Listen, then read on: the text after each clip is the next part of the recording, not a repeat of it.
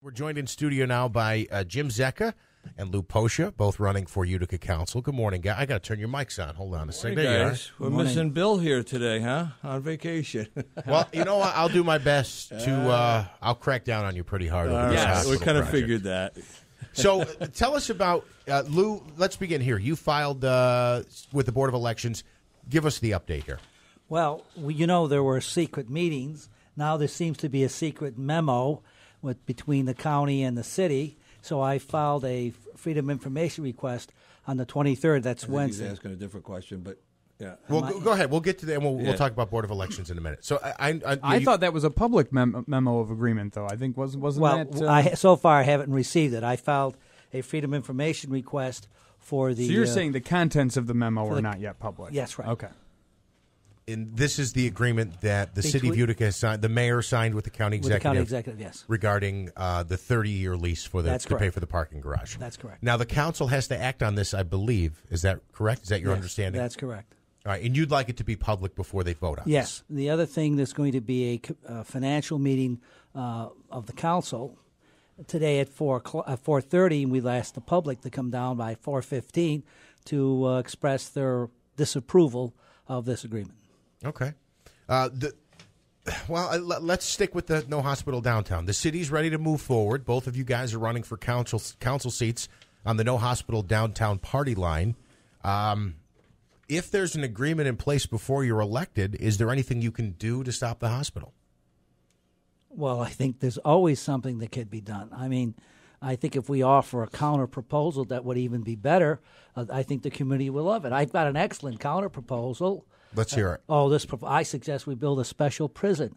We put all the community leaders and politicians, put them in there. I mean, think of Skelos. I mean, this will be a tremendous tourist attraction. Yes. Why, if we get lucky, maybe President Trump will put Hillary in.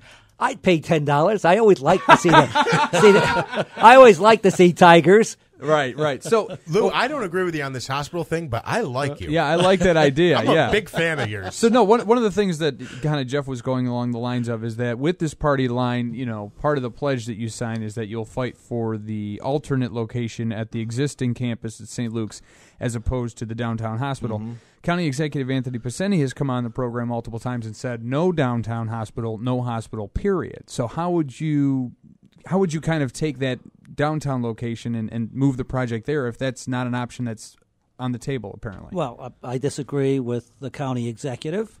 I show respect for the man, but I disagree with him here. I mean, the state money is not limited to just downtown. They could build it anywhere within a 10-mile radius of the center of population.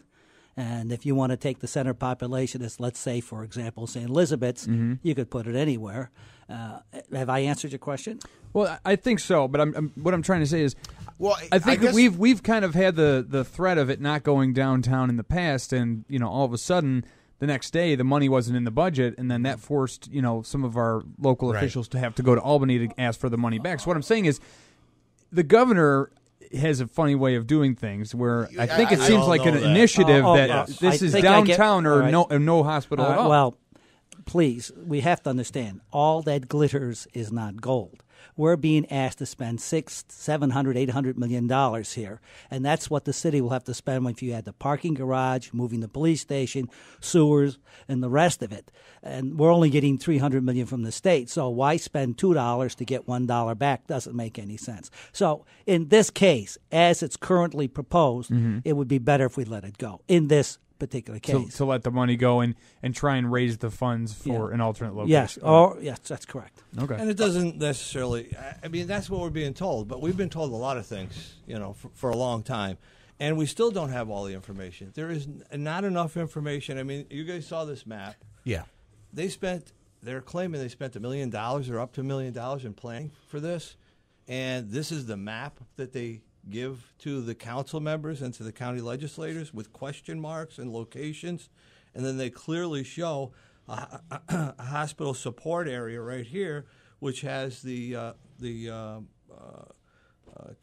city police department building, and the courthouse, and the garage, When we talked the garage is relatively new, along with the courthouse. When we talked to Bob Schofield from MVHS and we talked to Steve DeMille from Mohawk Valley Edge, They both said that the courthouse and the police department, not the maintenance building, even though that depiction shows that whole block being taken, they're saying that the police department and the police garage are not part of the plan. The police department and the courthouse are not part of that plan. Then why would they spend that kind of money to give a map to the people that are supposedly going to make the decisions, the county legislators and the council? That's number one.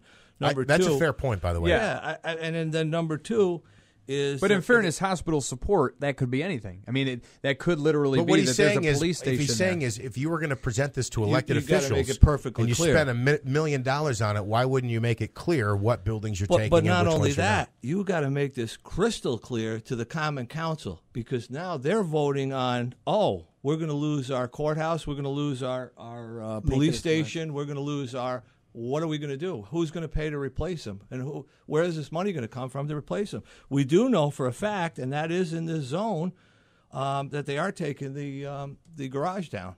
That's a relatively new building. And they have come out and they've said that. Yeah, and nobody is saying who's paying for that. Who's going to pay for the demolition? Who's going to pay for the replacement of that building? So those are all the questions that are being...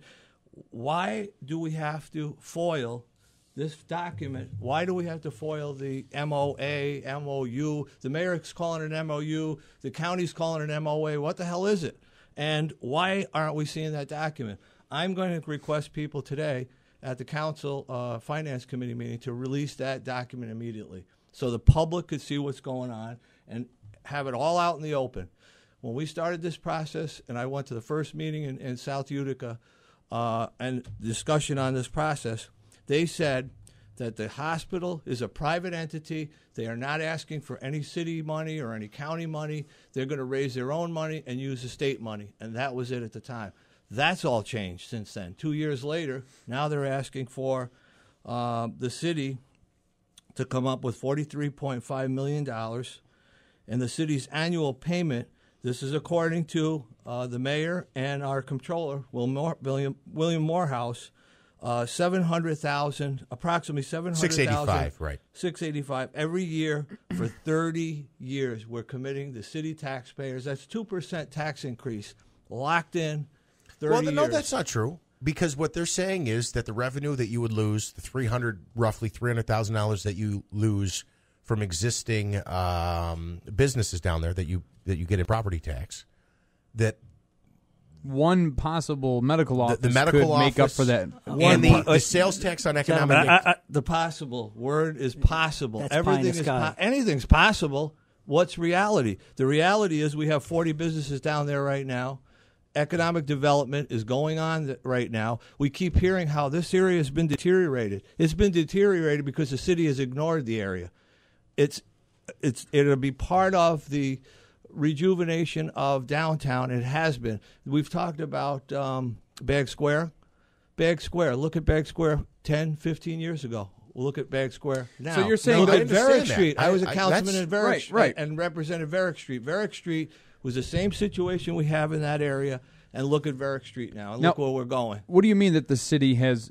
I just want you to be clear about how you say the city has ignored the Columbia Lafayette Street area. The city is a bad landlord. When we own buildings, the city takes over buildings on urban renewal. There's no effort to really maintain the buildings or do the work that needs to be done to make them saleable. But that would cost money for the city. Yeah, it would. But we're also saying we're going to invest almost $700,000 a year for 30 years down for just one parking garage. Does that make any sense? For a parking garage? Do you know how many sidewalks we could replace in the city of Utica for $700,000 every year for 30 years? It'll be a lot. And then again, this is a lot of money. I don't think the elected officials in this term of office have the right to cause us a debt of $43.5 million for the next 30 years without giving the people the opportunity. Well, and that's another thing we're going to be looking into. What's the $43 million? The $43 million is the cost of the parking garage alone. That doesn't have anything to do. $700,000 times 30 years isn't $40 million. It's less than $30 million. Well, because they're saying that the $43 million is not actually $43 million. They're going to get other grants Right, there's- possibly. right, so everything's all possible, but nothing is a fact. the county and the city would basically bond for like $27 or $28 million No, they're being of that sneaky about it, $40 Jeff, million. though. No, if you heard what they said, they're saying they're going to have the county do the entire bonding. Right, because they get a better interest rate. Well, that's, again, That's not what true. they're saying. We're hearing, but we're not seeing these numbers. I want to see the document. Why isn't the document? And shame on the media, too, because the media has not requested a copy of the document. They keep referring to the document in articles that the OD wrote, but why hasn't anyone requested that document so we could see what the terms of that agreement say? That's all we're saying. We will. You foiled it. Have you gotten any response? Not yet, but What do they have? 30 days? No, 5 days. to respond. We'll probably hear something by Wednesday. All right. We will reach out to the city and the county as well to see if we could get a copy of any signed documents about the parking garage in the hospital, and if we get them, we will present them on the show tomorrow. Okay, great. There is one correction I need to make. When we talk about the money that's being paid from the city to the county, it's incorrect to look at it that the city pays 40%. People who reside in the city pay both city and county taxes. So they're paying the 40% plus contribution toward the 60%. Or as a friend of mine usually says, we're paying the 100%. So that's another confusion. And right now, because of adjustments to the city's credit rating, we're paying 2.3% interest, and that's supposed to be versus 3% for the county. So why do we have to pay more interest if we go to the county? There's something not right here. You know, it reminds me of the old story of the old maid. She never got the gold ring, but she did get taken advantage of. And we're getting taken advantage of big time. You know what? A city taxpayer, you're right, pays county taxes as well.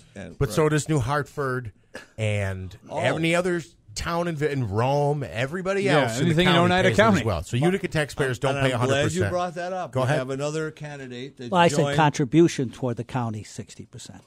We have another county legislator candidate that's joined the effort. He signed the pledge, and it's Don Bachman. Yes, from New we Hartford. interviewed him. I found him interesting. He was very not in favor of things the county executive, another Republican, has pushed for. Correct. I found that interesting. And he did sign the pledge last week. That's correct. Along with what other candidates? Just like Keeler, I went over my Yeah, you time out did. You here. go to So I got 57 40 seconds. 40 seconds. Go Real ahead. quick. The last thing is you talked about the bond.